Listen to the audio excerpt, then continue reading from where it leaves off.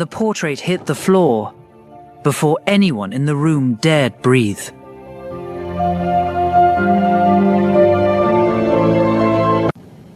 Remove them.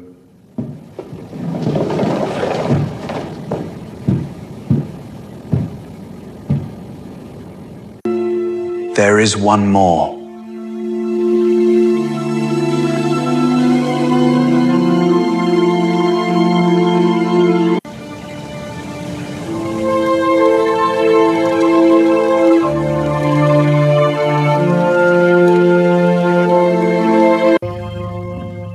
Who is she? She is Lady Zephyra Vespera, Your Grace. The portrait hit the floor before anyone in the room dared breathe. Not because Alaric Graves, the 6th Duke of Velmore, had thrown it. He was too controlled for that. Too cold. He had simply released it from his fingers, the way a man releases something that no longer interests him. And the gilt frame had struck the marble with a sound like a verdict. "Remove them," he said. His advisor, Lord Cretan, gestured quickly to the attendants. One by one, the painted faces of England's most eligible daughters were gathered from the long table. Lady Priscilla of the Northern Counties, the Honourable Miss Fauntleroy, the Marchioness of Dravenport's youngest daughter. 7 portraits in total, each one representing a family that had spent months and considerable coin ensuring their daughter's likeness was rendered at its most flattering. All dismissed in under 4 minutes. Alaric stood at the window of his palace study with his back to the room, hands clasped behind him, staring out at the iron-grey sky above Velmore's capital. He was 34 years old and looked, in that moment, like a man who had decided something permanent about the world and found it unsatisfying. "There is one more," Cretan said carefully. I said remove them. "This one arrived differently, Your Grace." A pause. "It was not submitted through the formal registry. It came in a sealed envelope addressed to you personally, with no family crest and no accompanying letter." Alaric did not turn around. "Then burn it." Cretan did not burn it. He set it on the edge of the table, a small canvas, perhaps 12 inches across, unframed, wrapped in plain brown cloth, and quietly withdrew to stand near the door. The room was silent for a long moment. Then Alaric turned. He crossed to the table because it was there, and he was a man who finished what he started. He pulled the cloth away with 2 fingers, expecting nothing. He found her. She was not posed the way the others had been posed. Chin lifted, expression carefully arranged to project refinement and breeding. She was caught mid-turn, as though the painter had captured her at an unguarded moment. Her dark hair was loose at one side, her lips parted slightly, and her eyes, even in paint, held something that did not look like obedience. There was a quality to her expression that Alaric could not immediately name. Not defiance exactly, not vulnerability, something in between. The look of a woman who had already seen the worst, the world intended for her and had not broken under it. He stared at the portrait for 47 seconds. Cretan counted. He had served this man for 11 years. He had learned to count the silences. "Who is she?" Alaric said. Not a question. A demand delivered quietly. "Lady Zephyra Vespera, daughter of the late Earl of Ashvile, 26 years of age. She manages what remains of her father's estate in the northern province. It has been considerably reduced since his passing. She has declined 3 formal introductions in the past 2 years, and is not registered with the Royal Matching Council." "Why not register?" She refused. A beat of silence. "She refused," Alaric repeated, and something shifted in his expression.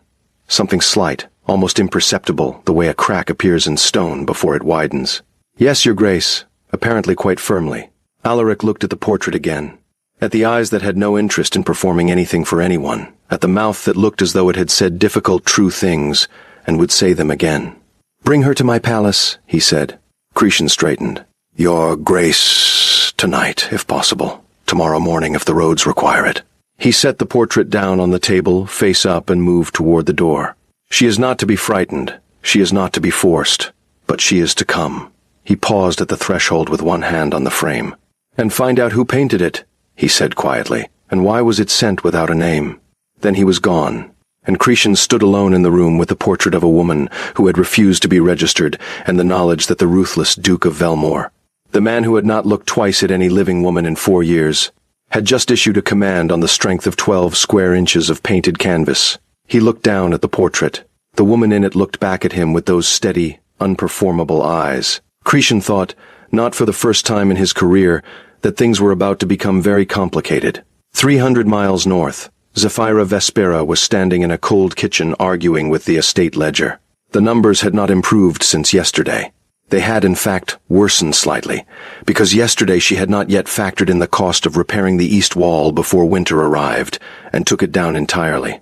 She pressed 2 fingers to the space between her brows and breathed. She was not a woman who panicked. She had learned that lesson at 17 when her father's debts had first revealed themselves and she had sat in this same kitchen. Warmer then, better staffed then, and understood that panic was simply an expensive emotion she could not afford. So she did not panic now. She did the sums again. The answer was the same. Without an influx of funds before the first frost, Ashvale would lose the east wing.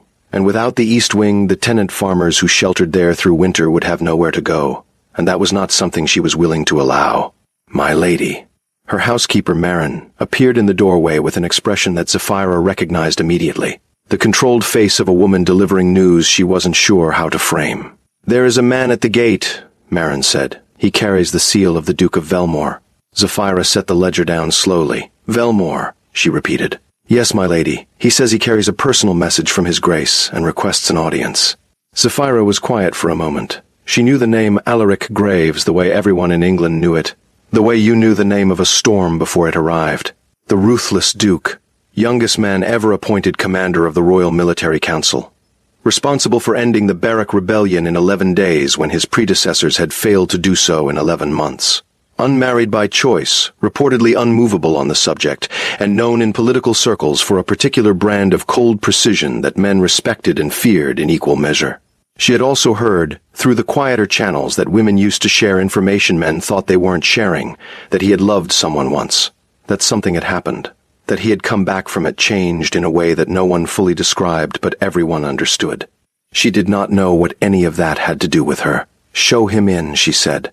The envoy was a neat, composed man in Velmore livery, who delivered his message with professional courtesy and no visible awareness of how strange it was. The Duke of Velmore requested the pleasure of Lady Zephyra Vespera's company at the palace, at her earliest convenience, in connection with a matter of mutual interest. Zephyra read the sealed letter 3 times. Mutual interest. As though she and the ruthless Duke of Velmore shared anything. Please thank his grace, she said, and inform him that I am not available. The envoy blinked. Barely. But she caught it. My lady, he said with careful diplomacy. The Duke's invitation is... An invitation, Zephyra said pleasantly, which means I am free to decline it. Good evening. She walked out of the room before he could reframe it. Behind her, she heard Marin's sharp intake of breath, the sound of a woman who understood exactly what it meant to refuse a duke's summons and was not certain her mistress did. Zephyra understood perfectly. She simply had a different calculation running in her head. The east wall, the tenant farmers, the ledger that didn't balance. She had 26 years of experience watching powerful men treat her family as a resource to be managed, and she had decided quite early that the most powerful thing a woman in her position could do was to be consistently, elegantly, immovably herself. If the Duke of Velmore wanted something from her, he would need to explain what it was and why she should care. She went back to the ledger. She did not sleep particularly well that night, but she told herself that was because of the east wall. Alaric received her refusal the following morning. He read it twice, set it down, picked it up and read it a 3rd time, which was not something he did with correspondence. She declined, he said. Yes, your grace. He was quiet for a moment. Outside, a November wind moved through the palace gardens, stripping the last of the leaves from the oaks his grandmother had planted 40 years ago. He watched them fall. She didn't even ask what the matter of mutual interest was, he said. No, your grace. She did not. He made a sound that was not quite a laugh. It was too brief and too controlled for that, but something moved across his face, not irritation. Something closer to interest, sharp and genuine, the kind he hadn't felt in a considerable time. Send Cretan to her estate, he said. Not another envoy, Cretan himself. And the message?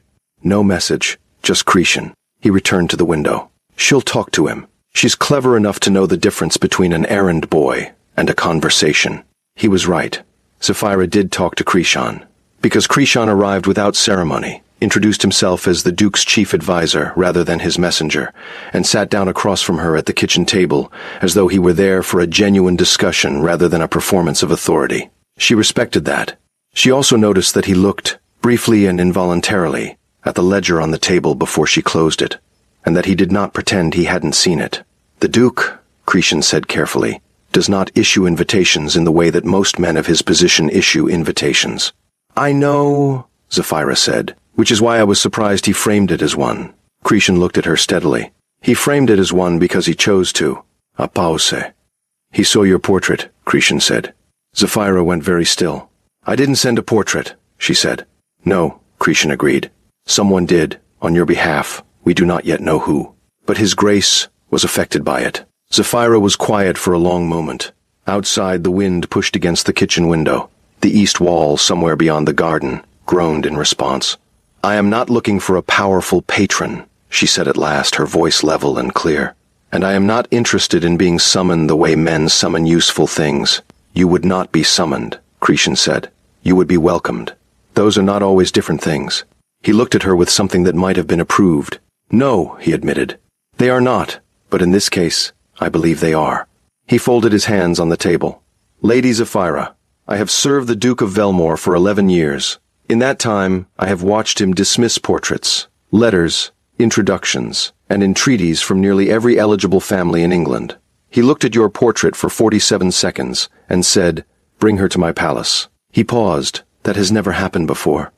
Zephyra held his gaze. Her own expression gave nothing away, which cost her something because beneath it, her pulse had quickened in a way she found inconvenient. "Why are you telling me this?" she said. "Because," Cretan said simply, "you deserve an honest account." She looked at him for a long moment. Then she looked at the closed ledger. Then she looked at the window, beyond which the east wall was waiting for winter with no particular confidence. "I will come," she said, "but I will come on my own terms. I will not be presented. I will not perform. And if I choose to leave, I will leave." Cretan nodded. "His Grace anticipated that condition," he said. "He agreed to it before I arrived. That surprised her. She didn't show it. Then I will need 3 days to arrange the estate," she said. "Of course." She saw him to the door herself, which was not strictly proper for a woman of her station receiving an official visitor. She did it anyway. After he left, she stood in the doorway for a moment, watching the gray sky, and thought about a man who had looked at her portrait for 47 seconds and decided that mattered. She also thought about who had sent that portrait without her name on it. That question sat in her chest like a coal, quietly burning. She arrived at Velmore on a Thursday, 2 days later than planned because the road through Keswick flooded and she refused to be carried in a sedan chair like cargo. She rode the last 12 miles in the rain. She arrived at the palace gates with damp hair, mud on her traveling cloak, and the kind of expression that dared anyone to comment on either. Alaric was not at the gates to receive her. She had expected that. Men like him did not wait at gates. What she had not expected was to turn a corner inside the palace's eastern corridor, being led by a steward she'd just met, and walk directly into the Duke himself. He was not where he was supposed to be.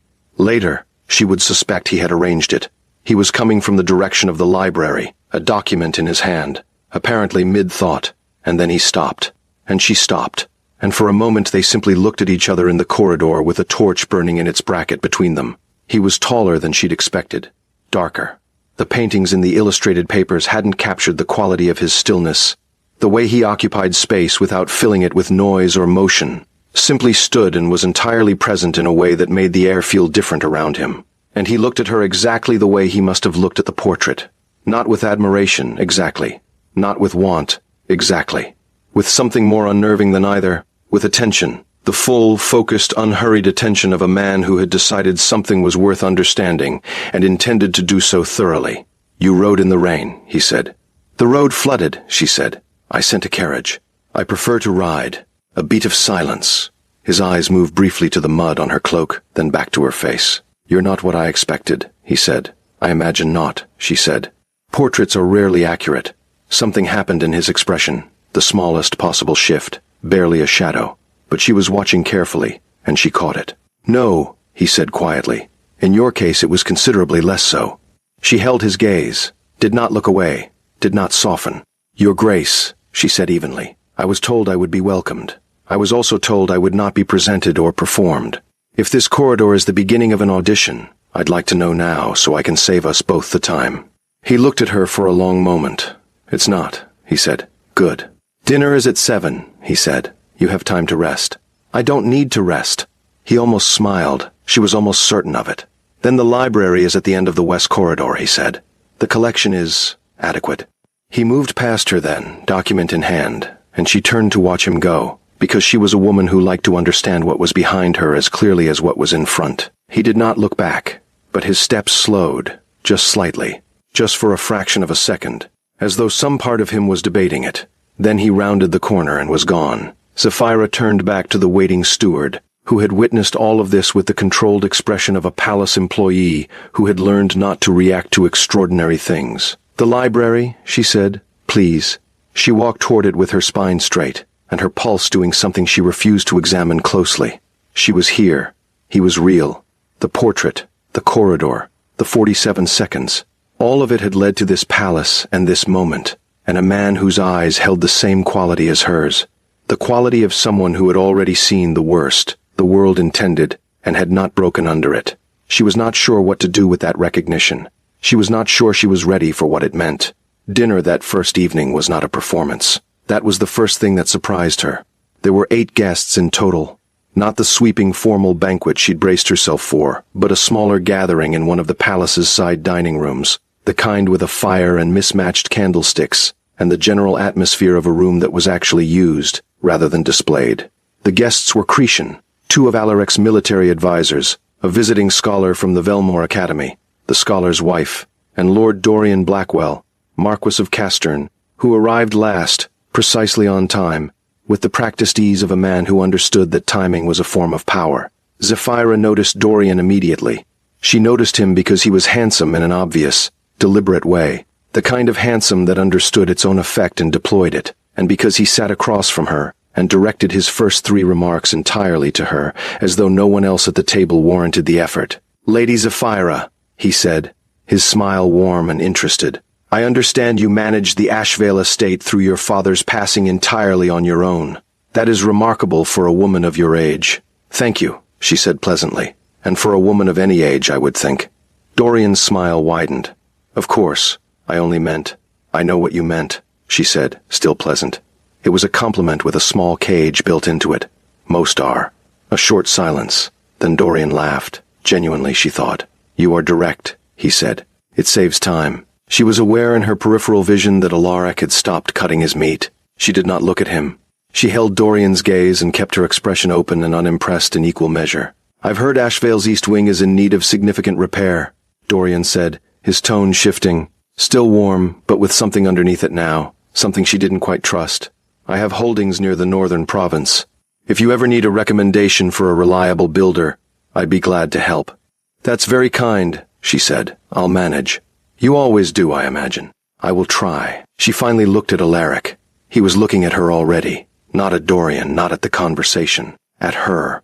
With an expression that was flat and controlled, and she felt it like a change in pressure. Very, very focused. She held his gaze for one moment. Then she reached for her wine glass and turned back to the scholar's wife, who had been waiting patiently to ask about the northern province's textile traditions, and spent the next 20 minutes having the most genuinely pleasant conversation she'd had in months. Alaric said almost nothing for the remainder of dinner. Afterward, when the guests had dispersed, and Cretan was shepherding the military advisors toward the study for the evening debrief, Zephyra found herself briefly alone in the corridor outside the dining room. Alaric appeared behind her. "Dorian Blackwell is a man who collects things," he said quietly. She turned. He was closer than she'd expected. Not improper, but close enough that she could see the particular quality of his expression in the torchlight. Something controlled and something else underneath it. "I noticed," she said. "He saw you arrive," Alaric said. "He requested a seat at dinner." "And you allowed it." "I was curious," he said, "whether he'd try. And now that you know he did?" He looked at her for a moment. "Now I know he'll try again," he said. There was something in his voice, not warning, not possessiveness, not yet. Something more like information delivered with precision, as though he was telling her something important and trusting her to understand its weight. "I can manage Lord Dorian," she said. "I know you can," he said. And there was something in those 4 words, something quiet and absolute, that she carried with her all the way to her chamber. She sat on the edge of the bed in the dark and thought about a man who looked at her like she was worth understanding. She thought about a portrait she hadn't sent. She thought about Dorian's offer regarding the east wall. Too convenient, too specific, the kind of offer that required knowing things he shouldn't know. She thought about all of it, arranged like pieces on a board she hadn't agreed to play. Then she lay back and closed her eyes and told herself that tomorrow she would be careful. She was not entirely sure she believed it. The portrait's sender revealed itself on the fourth morning. Zephyra found the answer in the last place she expected. A letter slipped beneath her chamber door before dawn, written in a hand she recognized immediately. Small, precise, slightly tilted to the left. The hand of a woman who had learned to write in secret because the tutor her father hired had been instructed to teach her brothers only. Her aunt, Lady Mira Vespera. The letter was short, 3 paragraphs. The kind of letter a woman writes when she has decided to do something irreversible and wants the person most affected to understand why. I painted it from memory, the letter read. I painted it because I watched you spend 4 years holding that estate together with your bare hands while the world looked through you as though you were furniture. I sent it because I know who Alaric Graves is beneath what they call him. His mother was my dearest friend before she died. He is not what they say. He is what they don't say. I did not ask your permission because you would have refused. Forgive me if you must, but live, Zephyra. Please, simply live. She read it twice. Then she folded it carefully and held it in her hands for a long moment, sitting on the window seat with the early gray light coming in, and the palace gardens below her still and quiet. Her aunt had known his mother, had known him, not his title, not his reputation, but something underneath it, had looked at the portrait of a man the world called Ruthless, and seen someone worth trusting with the most stubborn, most difficult, most irreplaceable person in her life. Zephyra pressed the letter against her chest. She did not cry. She had not cried since her father's funeral, and she did not intend to start now over a letter that had broken something open in her chest without warning. She got dressed. She went to the library. She pulled out 3 books she had no intention of reading, and stared at the fire, and thought about a woman who had painted her from memory because she believed in something. Alaric found her there an hour later. He didn't announce himself. He simply appeared in the doorway, still in his riding clothes, which meant he had been out since before she came downstairs, which meant he rose earlier than even she did, and stopped when he saw her face. She had not arranged her expression in time. He saw something. She knew he saw it by the way his body changed, not dramatically, not with any obvious display, but the quality of his stillness shifted. He moved into the room and sat in the chair across from her, and did not ask what was wrong. He simply waited. She looked at him. My aunt sent the portrait, she said. I know, he said. Cretan found the provenance yesterday evening. Lady Mira Vespera, your father's sister. She trained under a painter in Florence in her youth. He paused. I was going to tell you this morning. Did you know she knew your mother? Something crossed his face. Brief, significant. I suspected, he said quietly. My mother spoke of a woman named Mira. She never gave a surname. After she died, I stopped asking. He looked at the fire. How is she? Stubborn, Zephyra said. Brilliant. Impossible. Her voice did something at the end of that sentence that she didn't entirely control. She did this without telling me. Yes. She had no right. No, he agreed. And then quietly. I'm glad she did it anyway. Zephyra looked at him. He was looking at the fire, which gave her a moment to look at him without performing anything. To look at the line of his jaw and the way his hands rested on the chair arms, not tense, not idle, simply present, and the slight shadow beneath his eyes that said he also had not slept particularly well. Why did you agree to my conditions, she said. Before Cretan even arrived, you agreed that I could leave whenever I chose. He was quiet for a moment. Because the alternative, he said carefully, was having you here under duress, and I find I have no interest in that. Most men in your position would not make that distinction. I am aware. He finally looked at her. I am not like most men in my position. No, she said. I'm beginning to understand that. The fire crackled between them. Outside, the garden was waking up. She could hear distant footsteps on the gravel. A gardener beginning the day. What are you reading? He said. She looked down at the book in her lap. She had not opened it. Nothing yet. That one is actually worth reading, he said, nodding at the volume on top of her stack. The middle section is dense, but the last third is... He stopped, made a slight face. I'm recommending books to someone who manages an entire estate alone and reads philosophy for clarity. You don't need my recommendations. I might, she said, if they're good ones. He looked at her. The last third, he said again, is the best thing written on grief in the last century, in my opinion. She heard what was underneath that sentence. She picked up the book. She did not say anything about what she'd heard, and neither did he, and that felt like the most honest conversation she'd had in years. The days that followed built something between them quietly, the way foundations are built, below the surface, without announcement, in the places where the structure would eventually rest. They rode together in the mornings. Not by arrangement, it simply happened that they were both in the stables at the same early hour, and after the second morning it became a pattern neither of them named. She asked him questions that no one apparently asked him. Not about policy or military history or the affairs of the kingdom, but small, precise questions. What did he think about when he couldn't sleep? What had been the last thing that genuinely surprised him? What did he regret? He answered slowly, the way a man answers when he is not used to being asked and is deciding in real time whether to tell the truth. He always told the truth. She noticed that. It was never easy and never performed, but it was always true. She told him about Ashvalale, about the ledger and the east wall and the tenant families, and the years of holding something together with the stubborn conviction that it mattered, even when the world kept suggesting otherwise. She told him about her father, not the parts she'd told other people, the diplomatic version, the graceful version, but the real version. A man she had loved enormously, and who had made terrible decisions, and left her to manage the consequences, and whom she missed with a fierceness that still occasionally ambushed her in quiet moments. Alaric listened without filling the silences.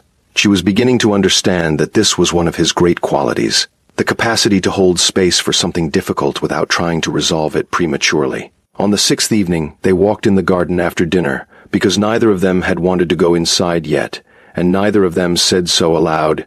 They simply both slowed their steps as they reached the door, and then, without discussion, turned toward the garden path instead. The night was cold and clear. Stars above the bare oak trees. Dorian Blackwell came to speak with me today, Zephyra said. Alaric's pace did not change. I know, Cretan told me. He offered to purchase the debt on Ashvale's east wing, she said. He made it sound like generosity. It wasn't. No. She looked straight ahead at the path. He knew the exact amount, to the pound. He knew the name of the creditor and the repayment deadline. She paused. I have not told anyone those numbers since I arrived. I haven't told you. A short silence. No, Alaric said, you haven't. Which means he has access to information he should not have, she said. About my estate. About me. She finally looked at him. Which means someone provided it. Someone with enough reach to investigate a minor northern estate quietly and quickly. Alaric looked at her steadily. What are you thinking? I'm thinking, she said carefully, that Dorian Blackwell wanted me here before you did. That perhaps the portrait was not only my aunt's idea, that perhaps someone helped it reach you. The garden was very quiet. That's a significant accusation, Alaric said. I know. I'm not making it. I'm thinking it aloud because... She stopped. Started again. Because I trust you to hear it without dismissing it. He stopped walking. She stopped too. They stood on the path with the cold air between them and the stars above the oaks and something in his expression that she had not seen before. Not guarded, not controlled, but open in a way that looked as though it cost him something. No one has said that to me, he said quietly, in a very long time. She held his gaze. Said what? That they trust me. She looked at him for a moment.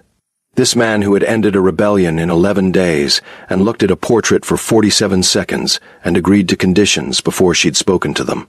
This man who read books about grief and rose before dawn and answered her questions with the careful truth. Then let's find out what Dorian is actually doing, she said. Together? Unless you'd prefer to manage it alone. I would not, he said. Good. She turned back toward the palace, and he fell into step beside her, and their shoulders were close enough that she could feel the warmth of him in the cold night air, and neither of them moved away. Cretan's investigation took 4 days. What it revealed was worse than either of them had anticipated. Dorian Blackwell, Marquis of Castern, had been quietly purchasing debt from failing northern estates for 2 years, not to assist them, but to leverage them. Families who could not repay found their lands absorbed into Blackwell holdings through legal mechanisms so carefully constructed that they appeared voluntary. 7 estates in the northern province had already been lost this way. Ashvale was next on his list. But the debt purchasing was only part of it. The other part, the part that made Zephyra's stomach drop when Cretan laid the documents on the table, was a series of letters between Dorian and a man named Harwick, who served as secretary to the Royal Matching Council. Letters that showed Dorian had been monitoring Alaric's search for a bride, that he had identified Zephyra as someone useful, her family connection, her estate's vulnerability, her independence making her unlikely to be registered, which meant she existed outside the council's protection. Dorian had not helped the portrait reach Alaric. He had arranged for it to reach him. Because a woman summoned to the palace by a duke was a woman temporarily removed from her estate. And a woman temporarily removed from her estate with an outstanding debt and an approaching deadline was a woman whose land could be absorbed while she was 300 miles away and distracted. "He used me," Zephyra said. Her voice was flat. Completely flat. The voice of a woman processing something large and refusing to process it loudly. "He attempted to," Cretan said carefully. "He used your interest in me," she said, not to Cretan but to Alaric, to move me out of the way. Alaric was standing very still across the table. She watched him absorb this. Watched the particular stillness of a man who was angry, not the hot, visible anger she'd seen from lesser men, but the cold, structural kind that went all the way down and did not move. "The deadline for the debt," he said to Cretan. 6 days. Settle it. Today. "Your Grace, today, Cretan." "Alaric," Zephyra said his name. Both men looked at her. "You will not purchase my debt," she said. Her voice was still flat, but there was something underneath it now. Not anger at him, but something fiercer and more complicated. "I am not a debt to be settled. If you pay it, I become your obligation instead of his, and I will not trade one leash for another. I told Cretan that from the beginning." "This is different," Alaric said. "How?" He looked at her. And in his expression was something that had no armor over it at all. Just the raw, honest answer before he found the controlled version. "Because I am not Dorian," he said, "and I am not asking for anything in return." "No," she said, "but you would have my gratitude and my obligation and my awareness that I could not have managed it alone, and all of those things change what stands between us. I won't have that." She pressed her hands flat on the table. "I need to go back to Ashvile. Zephyra, I need to go back," she said. "I need to face this myself. I need to face him myself. That is not a negotiable condition." The room was very quiet. Alaric looked at her for a long time. The anger was still there. She could see it in the set of his jaw, the quality of his stillness. But underneath it was something she recognized because she had seen it in her own face when she looked in mirrors on the difficult mornings. Restraint that costs something. The choice to respect someone even when every instinct argues against it. "Then go," he said quietly. She nodded. She left the room and went to pack and did not let herself feel how much that word cost her until she was alone. She rode out the next morning. Alaric was not at the gate. She had not expected him to be. But Cretan was. He stood beside the road with his hands clasped and his face giving nothing away, and he handed her a sealed letter as she passed. "He wrote it last night," Cretan said. "He asked me to give it to you when you were already moving, so you couldn't argue about it." She looked at the letter, at the seal. "He knows me fairly well," she said, "for a fortnight's acquaintance." "Yes," Cretan said, "he does." She did not open the letter until she was 2 hours north of Velmore, when the palace had dropped below the horizon and the road opened up into the flat grey landscape of midwinter England. She broke the seal with her thumbnail and read it on horseback. There were 4 lines. "The east wall will stand. I have asked a man I trust to look at it, not to pay for it, but to assess it. He will offer you his professional opinion and nothing else. His name is Aldrin. He will arrive Thursday. I do not know what will happen when you return to Ashvile. I know only that I intend to find out. You are not furniture, Zephyra. You never were." She read it 3 times. Then she folded it and put it inside her coat, against her chest, where the letter from her aunt had been, and rode the remaining miles home. Ashvale in December was cold and beautiful in the particular way of things that have survived difficulty without being softened by it. She arrived to find Marin waiting at the door with the expression of a woman who has been bracing for news. Zephyra hugged her, which was not something she normally did, and went inside and sat by the kitchen fire and told her everything. The next morning she sent a letter to Dorian Blackwell requesting a meeting at Ashvale. He came. Of course he came. Men like Dorian came when they believed they had already won. He arrived with 2 lawyers and the confidence of a man holding all the significant cards, and he sat across from her in the drawing room and made his offer with the warm professional grace of someone doing a favor. He would purchase the debt at a reasonable rate, very reasonable, and in exchange she would sign a land agreement giving Castern Holdings access to the northern road that ran through Ashvale's eastern boundary, the road that connected 6 tenant farms to the market town, the road that, if Dorian controlled it, would effectively give him control of the economic life of those farms. "It's a generous offer," he said. It's a clever one, she said. There's a difference. He smiled. The same warm, deliberate smile from the palace dinner. Lady Zephyra, you are alone here. The debt deadline is in 4 days, and the Duke of Velmore. He paused, letting it breathe. Well, whatever brief interest he took in you has not, as far as I can observe, resulted in any material assistance. He watched her face carefully as he said it. She gave him nothing. I wonder, she said pleasantly, if you are aware that your correspondence with Secretary Harwick at the Royal Matching Council is currently being reviewed by the Duke's legal office.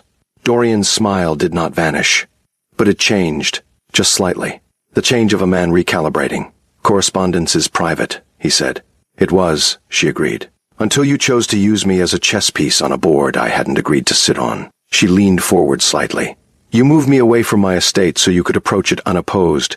You manufactured the portrait's delivery. You used his interest in me as a mechanism. And then you came here believing I didn't know any of that. She held his gaze. I knew all of it before I left Velmore, Lord Dorian. A silence. The debt, he said, quieter now. Be more careful. Will be managed, she said, by me, without your assistance.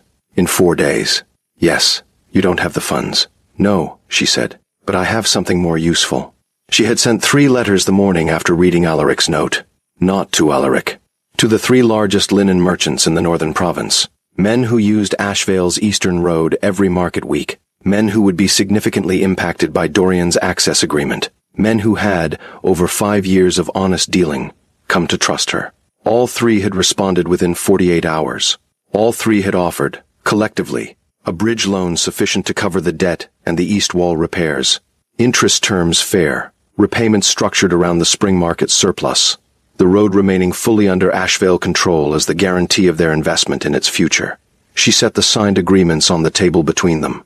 Dorian looked at them. She watched him understand. Not just the financial reality, but the larger one.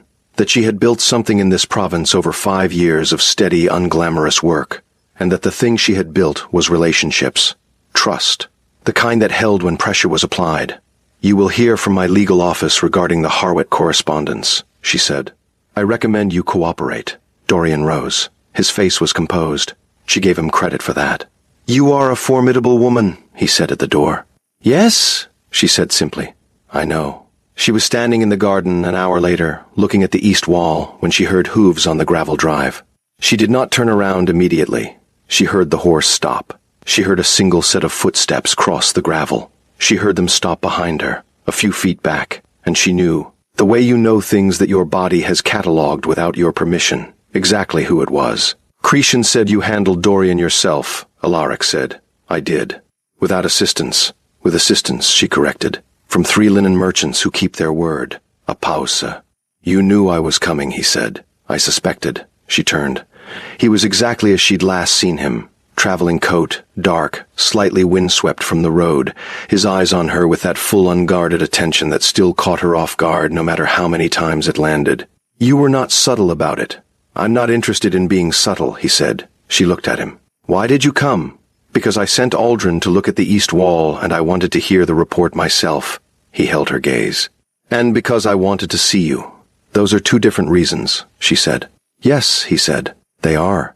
He crossed the remaining distance between them until he was close enough that she had to look up slightly to hold his gaze, and he looked down at her with everything showing, not the controlled public face, not the ducal mask, but the actual man underneath it, who was apparently not particularly skilled at being subtle about things that mattered to him.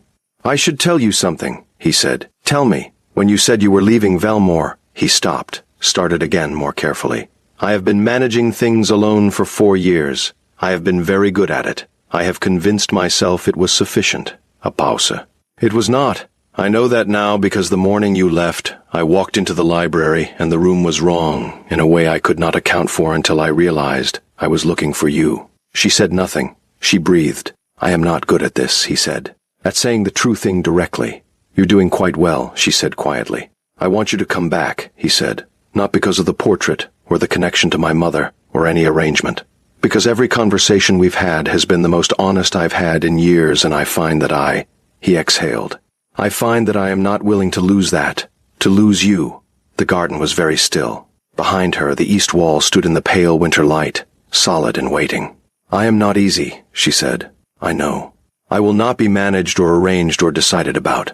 I know that too, and I will not come back to Velmore as a guest, she said. I have a home, I have an estate, I have people who depend on me. Yes, he said, all of that would remain yours. I am not asking you to give up anything. His voice was low and steady. I am asking you to choose, freely, whatever you choose. She looked at him for a long moment.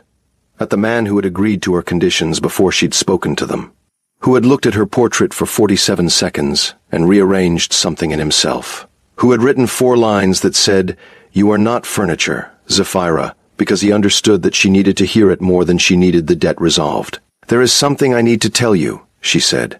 Tell me. I read your mother's letters, she said. My aunt kept them. She sent them to me along with her own letter. She met his eyes. Your mother wrote about you. Not about the Duke. About you.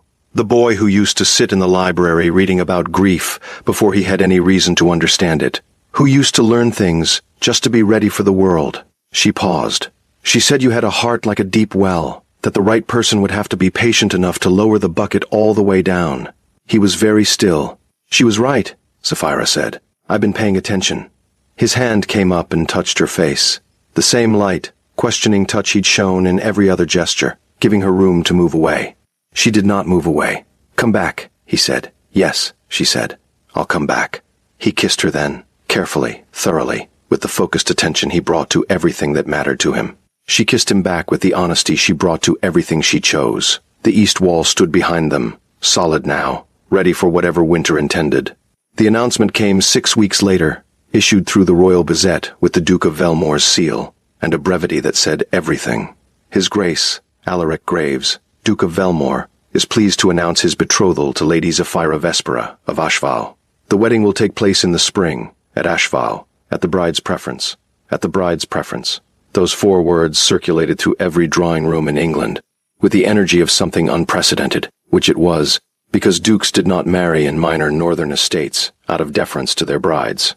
They married in cathedrals with 600 guests and the full pageantry of dynastic occasions.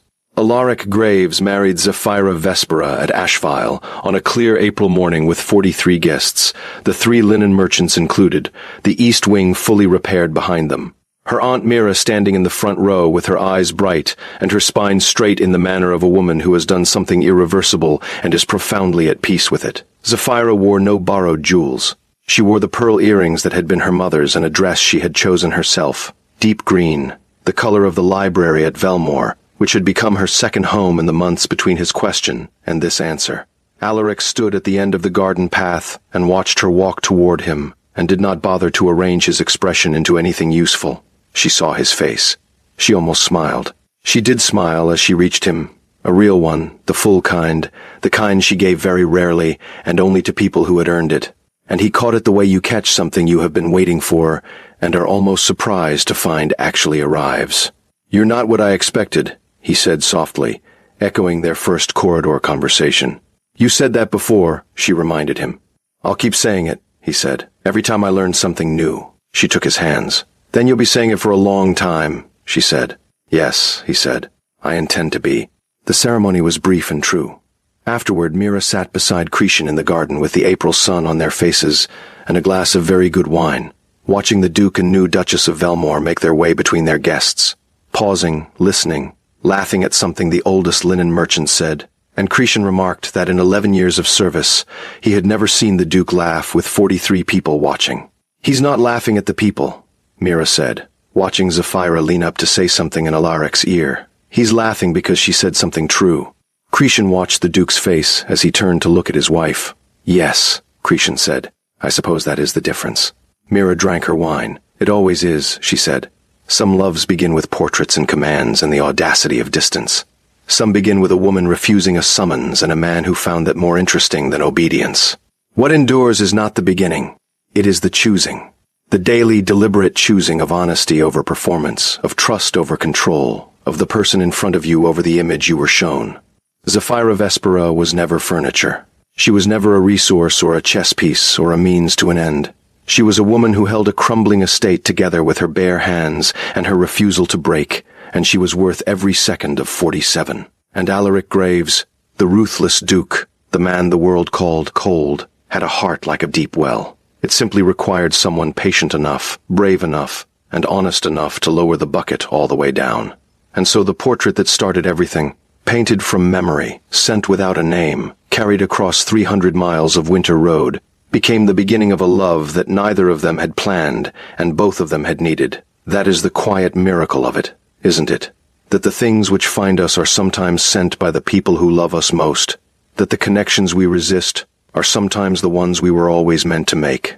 That a woman who refused to be summoned, and a man who had stopped believing anyone was worth waiting for, could find each other in a corridor and change everything, simply by being honest. Sapphira never stopped being difficult. Alaric never stopped being still. And they were, by every account that mattered, profoundly, completely happy. Some loves begin with a command. Some begin with a refusal. The best ones begin with the truth. If this story wrapped itself around your heart today, if you found yourself holding your breath in that corridor, or feeling the weight of that 4-line letter, or smiling when she finally smiled back at him, then you are exactly who we make these stories for. Welcome to the Duke Royal Tales, where every story is a palace, every love is earned, and every ending leaves you just a little more hopeful than you were before. If you haven't yet, please subscribe to the channel. It costs you nothing, and it means everything to us. Leave a comment below. Tell us your favorite moment from today's story. Was it 47 seconds? The 4 lines he wrote? Or the moment she finally turned around in the garden? We read every single one. Like this video if it moved you. Share it with someone who deserves a beautiful story today. A friend, a sister, someone who has been holding things together with their bare hands and needs to be reminded that being truly seen is not just possible. It is coming. We will be here every week with a new story, new palaces, new loves, new impossible dukes, and the remarkable women who refuse to be impressed by them until suddenly, completely, they are. This is the Duke Royal Tales, and we are so glad you stayed until the end. Until next time, be patient with the people worth knowing, be honest with the ones who matter, and never, ever let anyone treat you like furniture. With love, always with love, the Duke Royal Tales family.